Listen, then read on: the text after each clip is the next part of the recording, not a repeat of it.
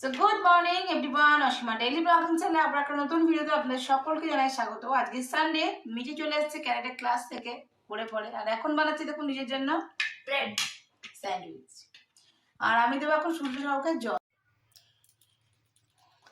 এই দেখছেন মিটি এত ক্ষমতা প্রয়োগ করছে, সেটা হলো মিটি এখন চিজ ঘষছে।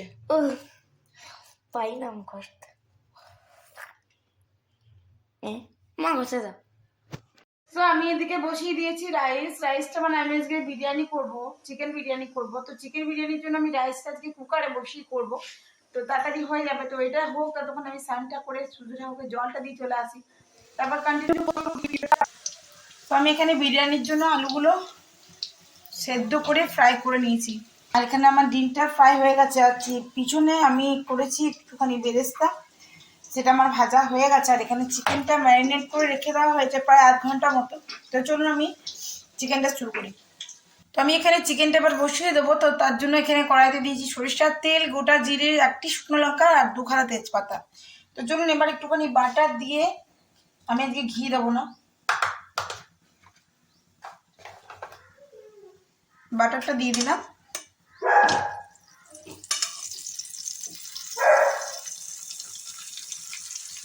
বা এটা একটু মেল্ট হতে দেবো, আর মেল্ট হওয়ার পরে চিকেনটা এখানে দিয়ে দেবো। আমি যেহেতু আগে আপনাদের সঙ্গে বিরিয়ানি রেসিপি শেয়ার করেছি, তাই আর নতুন করে করলাম না। তবে আমি সবটা চিকেনটাও করবো আমি কুকারে, রাইসটা আমি কুকারে করছি। দাঁড়ান দেখাচ্ছি রাইসটা কুকারে কিরকম লাগছে। তো দেখাই, দেখুন এই হলো আমার রাইসের চালটা। তো আমি এটা কুকারে আজকে বয়েলটা করেছি, আলাদা করে করিনি। ঠিক আছে, তো চলুন ঝটপট বসিয়ে দিই, তারপর দেখাচ্ছি। তো চিকেনটা আমি বসিয়ে দিয়েছি। চিকেনটা একটু নাড়ানাড়ি করে মানে ভালো করে একটু কষিয়ে নিয়ে আমি দিয়ে দেবো কুকারে, যাতে বেশিক্ষণ সময়টা না লাগে। আর বিরিয়ানির জন্য আমি বেশিরভাগই উইংস নিয়ে এসেছি আজকে। এবার আপনারা আপনাদের পছন্দ মতো নিয়ে নেবেন।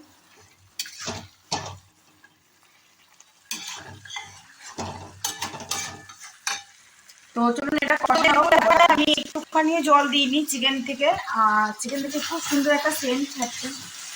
যদিও আমি কিন্তু আজকে ঘি দিইনি, বাটার দিলাম আর সরিষার তেল দিলাম আপনাদের সামনে। তো ওই দিয়ে এখন কথা চলছে, একটুখানি কষে নিই, তারপর আমি এটাকে দিয়ে দেবো কুকারে।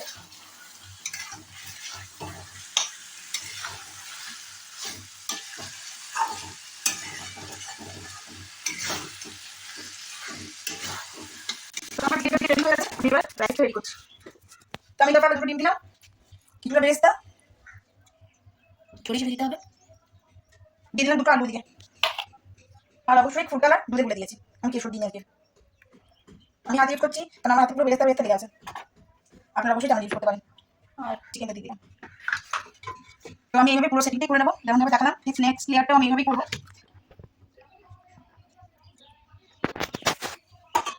আমি আবার একটু বেরেস্তা দিয়ে দেবো উপর থেকে সাজিয়ে। এবার একটা ডিম, আর আমি ছাড়া আমাদের বিরিয়ানি একেবারে অসম্ভব এই আলু। আর দিয়ে দেবো এখানে কিছুটা চিকেন, সাথে চিকেনের কিছুটা গ্রেভি। গন্ধটা কিন্তু অসাধারণ হচ্ছে।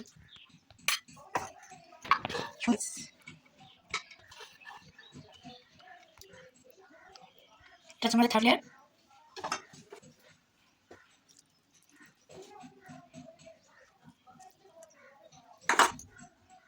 চিকেনটা দিয়ে দেবো, আমি এই বাটির পুরো চিকেনটা দিয়ে দেবো বিরিয়ানিতে।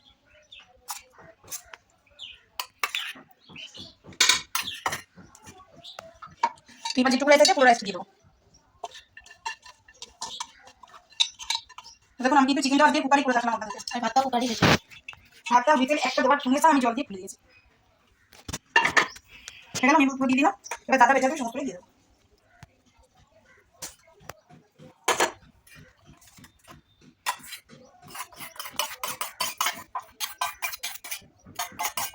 আপনারা বাড়িতে কিরকম বিরিয়ানি করেন আমার শেয়ার করবেন। আমি আজকে কোনভাবে করলাম আলুগুলো।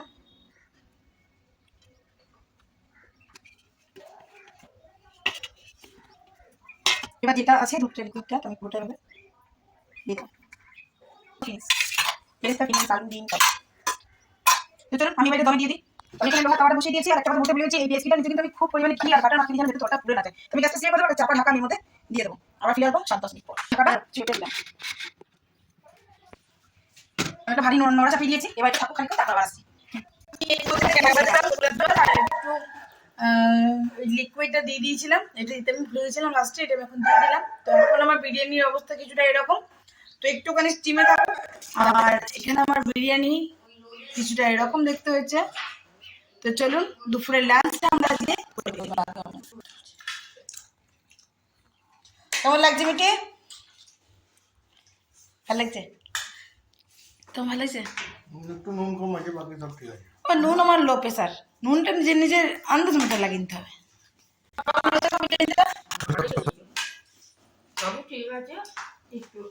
নুনটা কম হয়েছে, ওই নুনটা তো সবাই সবাই নিয়ে টেস্ট এখন চললাম ক্লাসে, আজকে সানডে ক্লাস, তো অবশ্যই সঙ্গে থাকবেন, আমি ব্লগটা কন্টিনিউ করব। আর আমাদের লাঞ্চ আজকে বেশ জমে গেছিল, আজকে বিরিয়ানিটা দারুণ হয়েছিল, খুব সুন্দর। তো আমাদের খাওয়া দাওয়া কমপ্লিট। সব বন্ধুরা দেখতেই পাচ্ছ, আমার মা দেখো সেদ্ধ পিঠে করেছে, মানে সেদ্ধ পুলি পিঠে, আমাদের সকলের খুব ভাল লাগে। আর মা দুধে ক্ষীর পিঠা করেছিল, দেখতেই পাচ্ছ, এই যে কড়াইটাতে করেছে দুধে পুলি আর সেদ্ধ পিঠে দেখালাম, এগুলো মা আমাদেরকে প্যাক। তো এখন আমাদের ফেরার পালা, আমরা এখন ফিরছি জিটি রোডে, দেখতেই পাচ্ছ। আর এবার আমরা আবার করলাম এখন দুধ পুলি পিঠা। এই দেখুন আমার দুধে পুলি পিঠা রেডি হয়ে গেছে, একটু ঠান্ডা হওয়ার অপেক্ষা রেখেছি, কেন আমি এবারে নলেন গুড়টা দেবো। আমি গেছিলাম ক্লাস মায়ের কাছে, তো এটা এক ভর্তি ছিল পিঠে, সেদ্ধ পিঠে মা দিয়েছিল করে, আমরা ওখানে কিছুটা খেয়েছি মায়ের কাছে। পরেও আবার এসে পরে পাটিসাপটা দুধে পুলি এই যে বানালাম, এই দেখছেন দুধে পুলিটা এখনো আছে, এটার মধ্যে আমি এখন দেবো গুড়। আর আমাদের সবার রাতে ডিনার হয়ে গেছে, ওই পিঠেই হয়েছে আজকে ডিনারে আমাদের। যে মা দিয়েছে সেদ্ধ পুলি পিঠা, আর আমি বানিয়েছিলাম ওই যে ক্ষীরের পাটিসাপটা, আবার প্লেন পাটিসাপটাও বানিয়েছিলাম যেটার মধ্যে ক্ষীরে চোবায়নি। আর এখন দুধে পুলি বানালাম, তো দুধে পুলিটা গরম, এখন ওটা কেউ খাবে না, ঠান্ডা করে কাল খাবে।